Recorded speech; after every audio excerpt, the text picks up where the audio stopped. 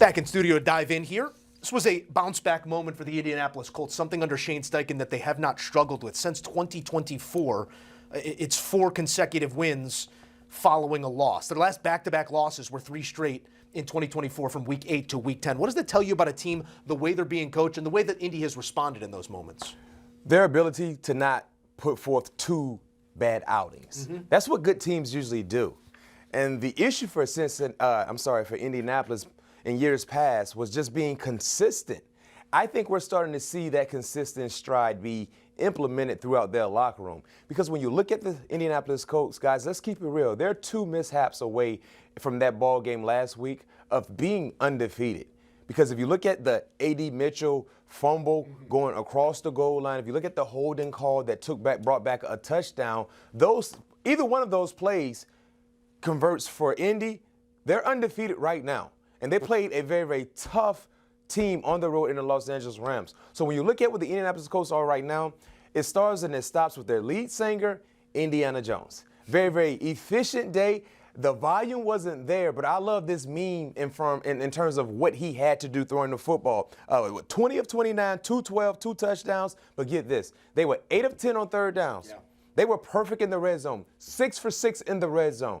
That's real efficient, clean football, not to mention JT, what he's done smoothly in a timely way in running the football. And also, they're getting him involved in the passing game. So this is a defense, I think when you look at the defense, Joe, they don't have some of the household names that we've grown accustomed to cheering for. But they got guys that understand their role, they embrace their role, and they make things happen today. You get 2 big-time interceptions on Geno Smith. To your point, Geno has 9 interceptions to go so far this season.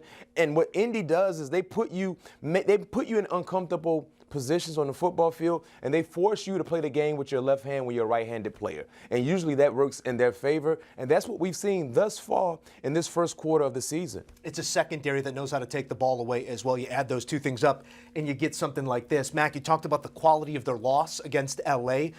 Talk to me about the quality of their wins, because I'm looking at the Dolphins, I'm looking at the Broncos, I'm looking at the Titans, and now I'm looking at the Raiders. The Broncos obviously is going to be a tough out for anybody this season, but have you seen enough to open your heart to Indianapolis, this current version of them, as a real playoff contender in your eyes? I have. You know, initially when I looked at Indy, I felt like they were a bully that were benefiting from playing against non-bully type teams. But then what I saw last week, it really made me look at them from a different set of lenses, because the Rams can be a bully of a ball game too, of a ball club. So what happens when a bully fights a bully?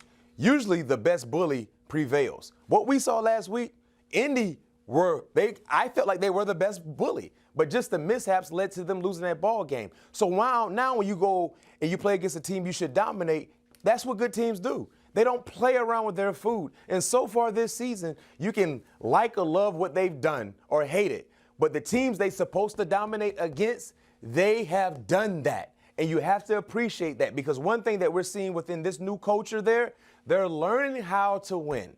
They're not learning how to make games dicey and interesting against teams they're not supposed to. They're taking them out in deep water, and they're drowning them immediately. And that is a positive sign for a team that has playoff aspirations. And the last thing I say about the Colts, when you look at their division, it's still kind of wide open. The Texans are not the team that we thought they would be. There's still a lot of football left to be playing, but it seems like that window in terms of getting that crown in that division is wide open, even though the Jags are playing pretty good football. But you look at the efficiency from all the top 3 teams in that division, I think Indy has been the cleanest so far this season. Yeah, there is a clear leader in that clubhouse, Indianapolis, playing clean football, and it's led by their quarterback in Daniel Jones.